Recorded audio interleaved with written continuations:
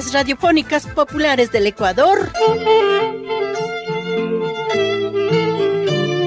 presenta Derechos colectivos de los pueblos y nacionalidades indígenas del Ecuador. En el marco del proyecto de recopilación y difusión de los derechos colectivos de los pueblos indígenas y tribales, según el convenio 169 de la OIT y la Constitución del Ecuador. Movimiento indígena por la dignidad. Bienvenidos y bienvenidas.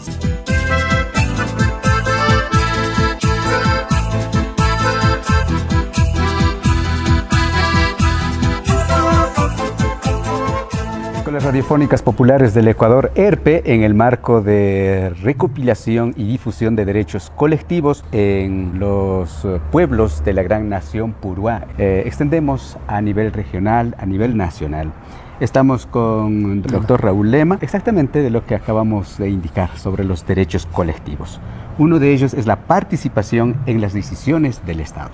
Los pueblos indígenas, desde la década de los 80, 90, la lucha constante que viene hasta ahora, por tomar un poder, por estar también en la parte del poder en las decisiones del Estado, ¿cómo se ha visto fortaleciendo o cómo se viene dando esos derechos colectivos, la participación en las decisiones del Estado? En cuanto al derecho de participación, en efecto, tenemos fundamentalmente tres derechos que son exclusivos de los pueblos indígenas.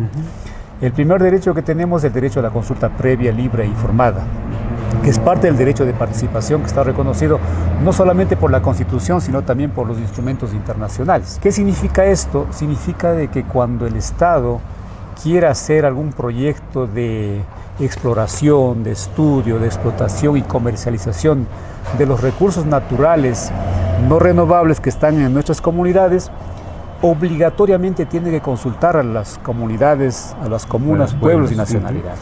Y esta consulta tiene que tener en cuenta algunos principios y algunos estándares que ya está desarrollado por los instrumentos internacionales y por la jurisprudencia internacional. No es simplemente una socialización del proyecto, una capacitación en el proyecto, sino que tiene que cumplir, ¿no es cierto?, con los procedimientos. ¿Para qué? Para lograr el consentimiento previo. En teoría jurídica, si la comunidad, si los pueblos dicen, sabe que yo no estoy de acuerdo con este proyecto, ¿no es cierto?, en nuestro territorio, el Estado debe de abstenerse de ejecutar ese proyecto. Ese es el primer derecho de participación que está resumido en el tema de la consulta previa. El segundo derecho que tiene que ver con la participación es la consulta prelegislativa. ¿Esto qué significa? Significa de que cualquier instancia, organismo público, principalmente que tenga la facultad de hacer normas, facultad de hacer leyes, facultad de hacer reglas, resoluciones, ¿no es cierto?, que afecta a los derechos de los pueblos y nacionalidades, necesariamente tiene que igual consultar a los pueblos indígenas, a las comunidades, para lograr igual el consentimiento y el acuerdo en este caso. Eso significa, si la Asamblea Nacional quiere hacer una ley, de alguna manera, según ellos, beneficia a los pueblos indígenas, tiene que consultar. O afecta también. O afecta también, tiene que consultar. Si el municipio quiere hacer una ordenanza, ¿no es cierto?, que también afecta a pueblos indígenas, tiene que consultar. Si la Junta Parroquial quiere hacer una resolución, también tiene que consultar. Entonces, ese es el derecho que nos protege justamente y nos garantiza nuestra autonomía o el derecho de la libre determinación como pueblos y nacionalidades.